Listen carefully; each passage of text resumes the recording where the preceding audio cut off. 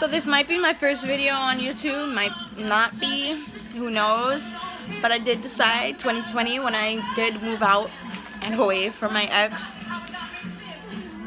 I would start my YouTube channel and kind of just show people the struggle. Sorry for the music in the back. That's burlesque. That's my bitch. That's my bitch. Tough lover, yeah, yeah. Anyways, this is not gonna be the best quality ever. I don't have all the equipment because honestly, as I said, I'm struggling. It looks like my hair is orange, but it's not. Anyways, I'm going to be going to a group home. Last week, Monday, I went to the shelter and... Hold on, let me stop this.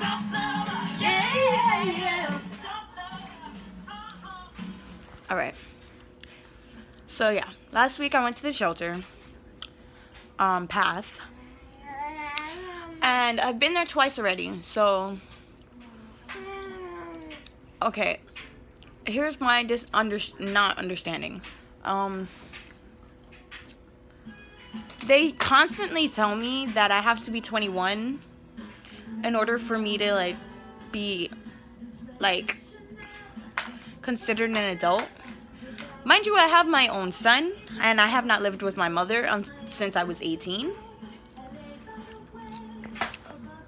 So I don't understand how they would expect my mother to continue to take care of me, but that's past the point. On top of that, they say you have to have certain requirements in order for you to go to the shelter and be accepted. And I say accepted because according to my mother and my aunt who works there, they cannot deny you. But they will constantly, while you're there, make you feel like scared about what you're getting into. Like, they'll put fear in your heart about what you're about to do. Mind you, I'm not going to the shelter because I want to. If I wanted to, I could stay where I'm at right now and struggle like I am and struggle finding a babysitter and borrowing money from people and etc. If I wanted to, I could figure out a way to get my life together like that. Fuck, who knows?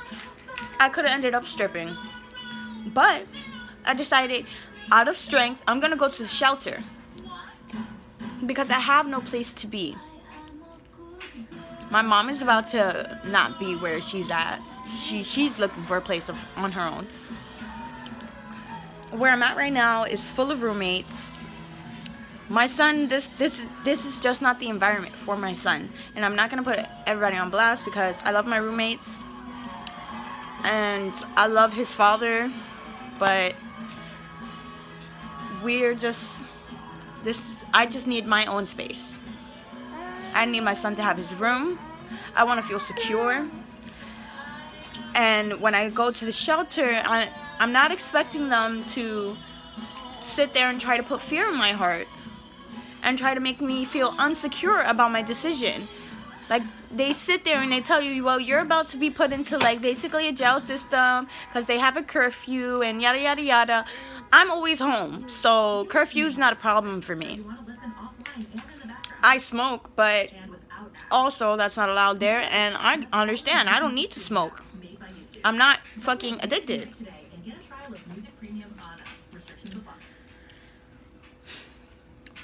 Anyways, what frustrates me is the fact that they sit there and they tell you that because you're not a part of the 3 qualifications, which is domestic abuse, eviction, and natural disaster. What they mean by that is you can't stay where you're at because you're being abused, or because you got evicted, or because it was a natural disaster, fire, flood, etc. What about the people who have no place to go because nobody wants them in? What about the people who have no place to go because they can't make the money to save up because they're just constantly paying bills every time they have a check? What about those people? Now, I understand that it's top requirement if you're in a domestic relationship. If yeah, go ahead, put those people first. But don't sit here and tell me that I can't be qualified. That you're gonna send me back to where I was at. You're gonna make me homeless again because I'm not a part of that. On top of that, and I'm not really trying to put my business out there, but the domestic abuse part, it has to be on file. As in, you reported the person, you called the cops, you made a report, etc. What happens if you can't do that?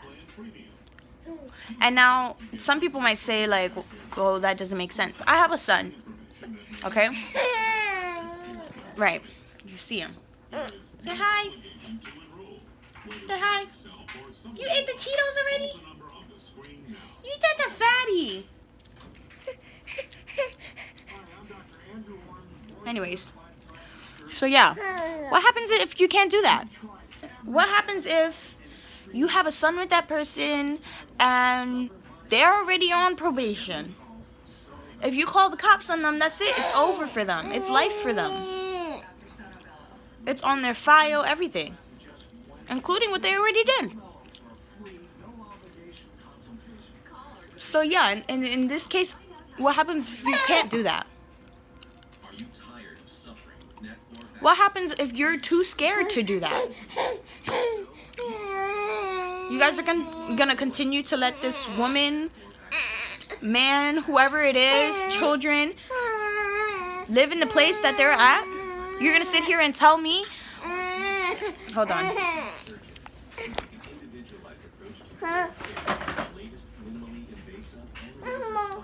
Here, baby. Your bottle. No? He's so stubborn. Anyways. What happens if you can't do that? And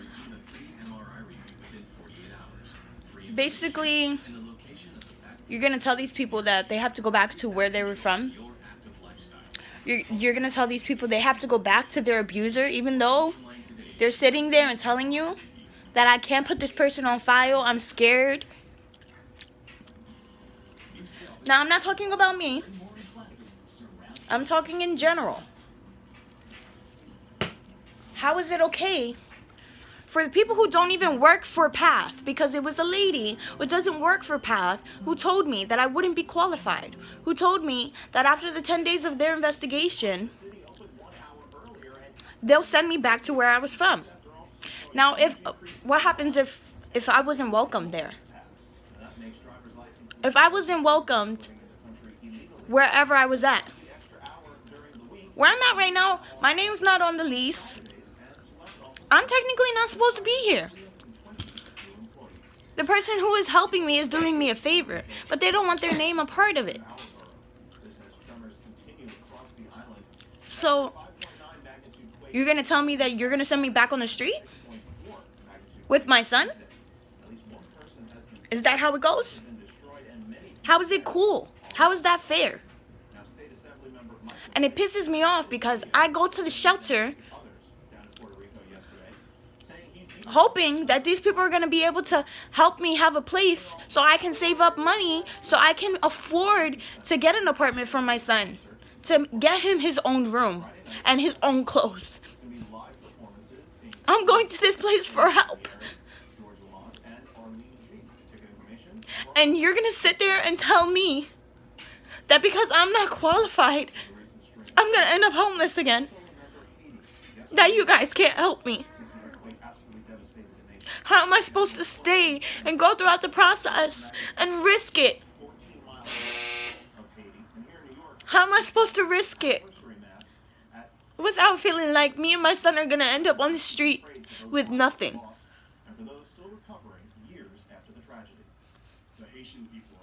That's not cool. And I understand that there is a lot of homeless people looking for a place to stay. I get that. I understand that shelters sometimes are full. But don't sit there and tell somebody who's going there for help that they're gonna end up homeless again. That you can't help them. Mind you, you don't work for PATH. You don't work for the shelter. China finally signing a trade deal this Wednesday in Washington. This is phase one of a. Like, it doesn't make sense to me. President Trump and his. You're just a part of the system. Welfare is different from the shelter. Under this part of the deal, China is. Food stamps, all of that, it's separate. So the people who work for that, they need to keep their mouths shut and let the person get to the actual person who works for PATH. Let them decide if that person is qualified. This all after firefighters recently saved a life in Brooklyn where a fire was caused by accidental.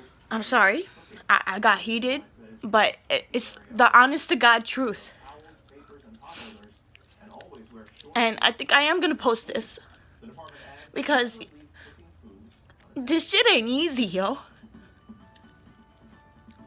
This is not easy. Whoever said being a mother, having a child was easy, they fucking lied to you. Because Lord knows I will do anything for my son. And going to the shelter is not something to be proud about. It's not something I can walk around and be like, yeah, I live in a shelter. No. That takes a huge part of my pride away. Because I wanted to be secure enough to have a baby when I did have a baby. But unfortunately, I had my son when I did. When I wasn't stable enough to have him. And now I'm in a rock and a hard place. I'm trying to do whatever I can. But, you know, the shelter didn't make me feel any better. It didn't. But anyways, that's part of the process. I wish I could have recorded what it's like in there because honestly, it's not like it's bad or there's any disrespectful people. It's just kind of like I just want people to see what people have to go through on a daily basis. This is not only me, you know. It's like half of New York. Come on. And I'm hoping that my Instagram and all of that will go somewhere because I want people to know what it's like. I want people to see what it's like to actually struggle. To actually have to think about what you're going to use the next $5 on. I bleached my hair, but I didn't bleach it. I had a friend. He had bleach, and I used his bleach. And luckily, I had a couple bucks left to fix my hair. But that was the rest of my money. I got $40 from welfare. And the first thing I did with it was go buy my son some diapers and wipes. I almost didn't spend any money on myself whatsoever. I still have to go buy him socks. There's a list of things that I still need to do for him. His birthday is next month, and I don't even think I'll have the money to celebrate it.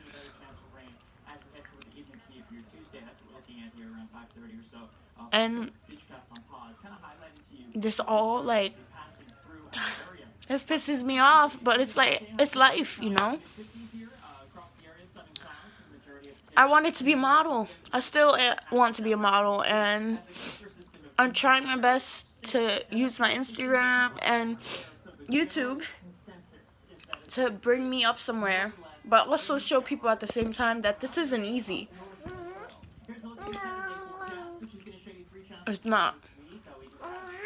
Today I'm going to a group home for mothers and children, and luckily I found one in the Bronx near his father, so he can still see his father. But, you know, if it wasn't for the one lady at the shelter, and I freaking wish I could remember her name. I went to the shelter last time and they told me about this 90-day process where I would get a voucher after and be able to get my own apartment. Mind you, I couldn't do it because my phone turned off. My phone is still off to this day. And so that's why I decided to go back to the shelter in 2020. Start over, fresh start, you know?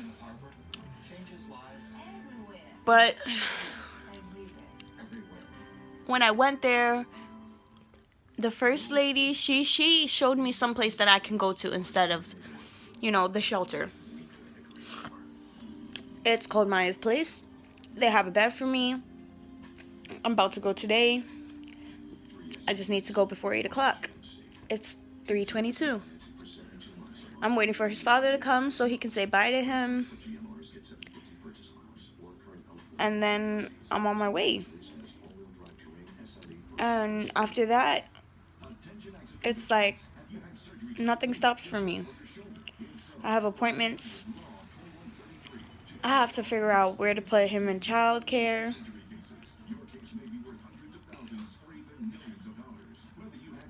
There's a lot going on. And this video is extra long for no reason. I'm gonna cut it short here. But for those of you who have seen my YouTube before this, when I started it like 3 years ago, 4 years ago, I will still be doing makeup. I will still be doing hair DIYs, yes.